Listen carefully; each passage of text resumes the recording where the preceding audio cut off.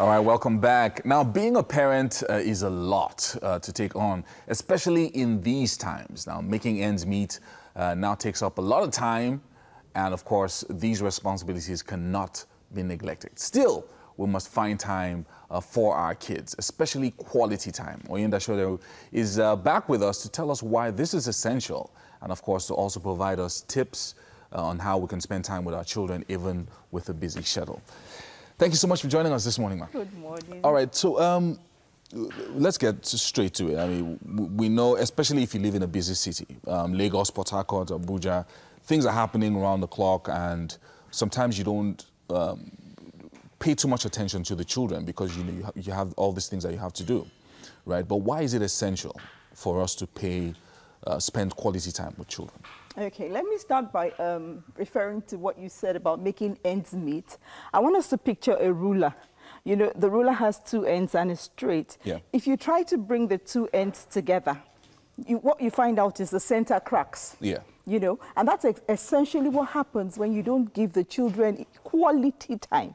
And you find out that children begin to either act out, you know, a lot of them get aggressive. They're looking for attention at all costs. And what also happens is this: when every baby is born, when everybody's born, everybody's happy. They make emotional deposits in your life that are very positive.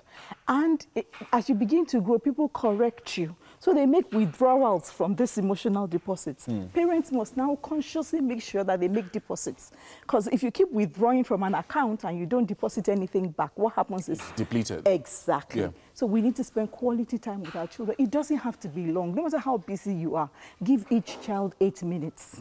In a day, you'll find out that that child will be well-balanced, will be happy. So if like, I've got 3 kids. Okay. So if I was going to give each of my children 8 minutes in a day, that's 8 times 3, that's 24 minutes. In a day. I'm sure you could manage that. If you So I could do one child in the morning and then the other 2 at night. Exactly, exactly. Or you could put all 3 of them in a room, maybe like read to them or tell them how your day went, tell them a funny story, something that happened to you.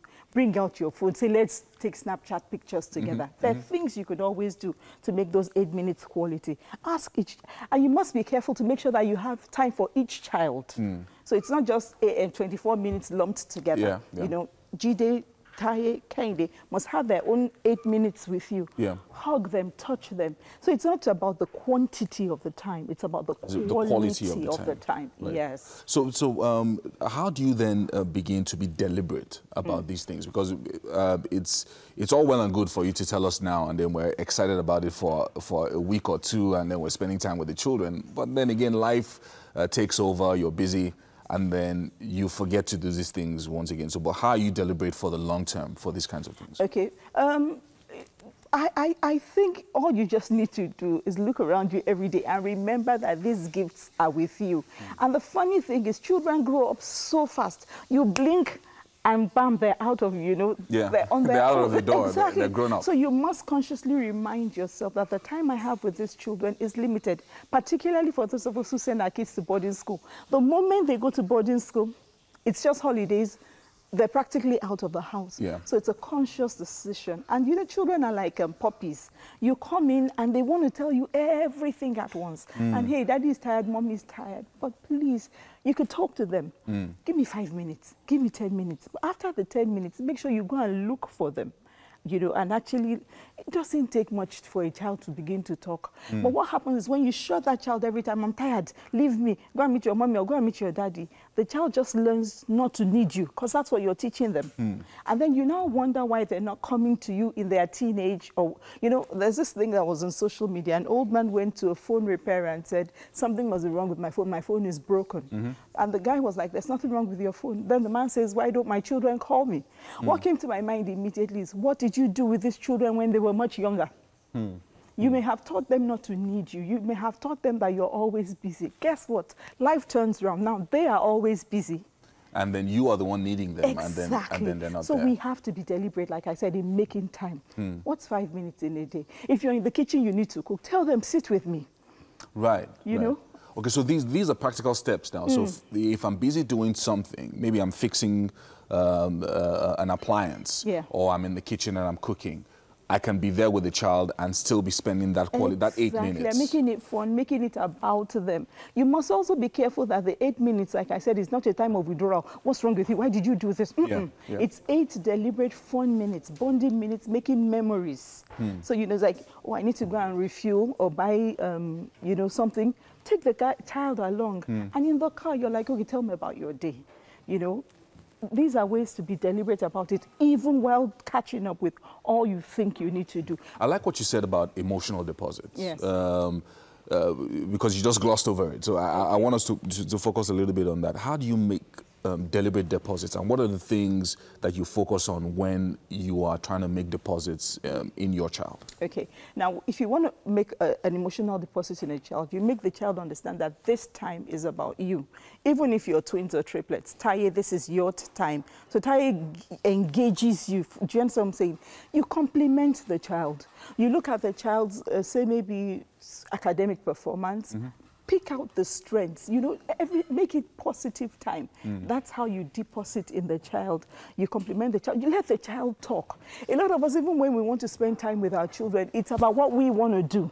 Occasionally, you just have to ask this child, what would you like us to do? Right, do you understand? So you have to affirm your children. Like I said, you have to touch them.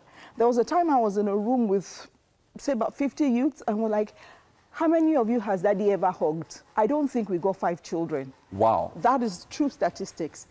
Children that their parents are too busy to hug. So, you know, you must do these things that when your child lies down and thinks at night, they will smile and be like, oh, mommy, oh, daddy. Do you understand? Things that, for me, you can't compensate with buying things. It's not about spending more money.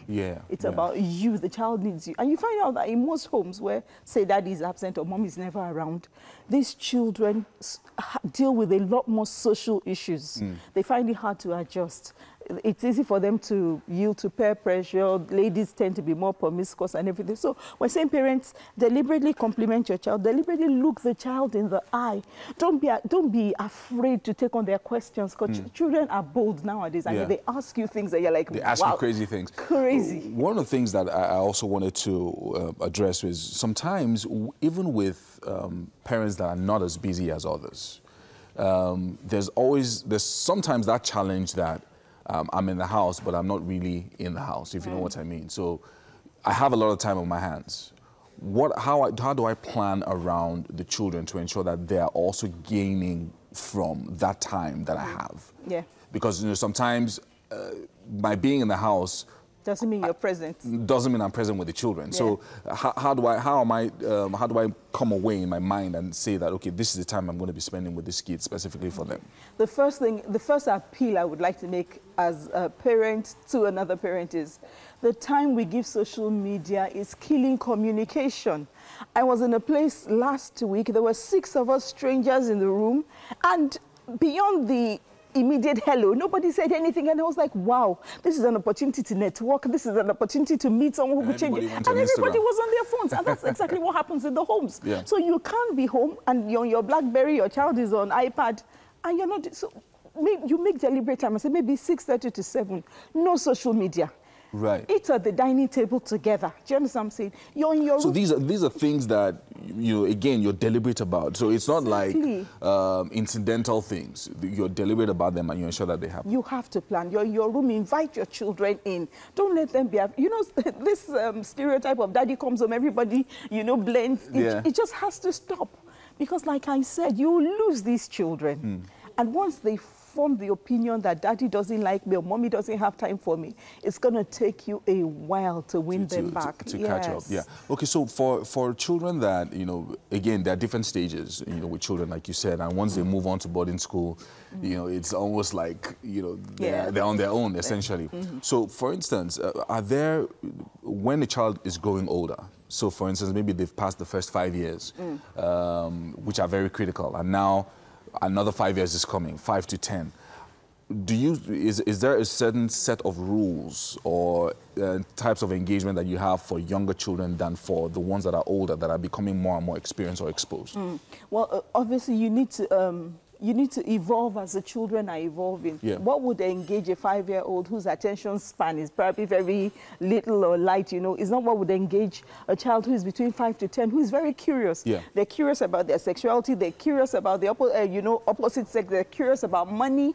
So this is a stage where you can't afford to be shy. And you can't afford to react to everything a child says. So like I tell parents, you have to practice having a neutral face. Even though inside you're like, yeah. But on the outside, you're calm. And they can talk to you, because this is very critical. Once they get out at 10, everything you're doing from 11 is damage control. That's the honest truth. So you have to make sure that you spend time with them, answer their questions, and don't be afraid to say, I don't know. If you don't... And taboo subjects as well. You know, that's one of the things that, you know, parents try to shy away from. Honestly, for me, there are no taboo subjects, because if your children don't ask you, they'll find out on the net. There's so many counselors out there who are willing to sell to them values that you don't hold. So they shouldn't really... That's why I said that even if you're panicking on the inside, on the outside, you must be calm and let them tell you. Because whether they tell you or not, these are thoughts they are processing. These are challenges they are facing. So honestly, for me, in my home, no taboo subjects. Wow. Oyindamola, Soderu, thank you so much for joining us this morning. It's amazing what you're sharing with us. And I know that a lot of parents listening right now are learning quite a lot. And you're going to be joining us again, hopefully next week on the show.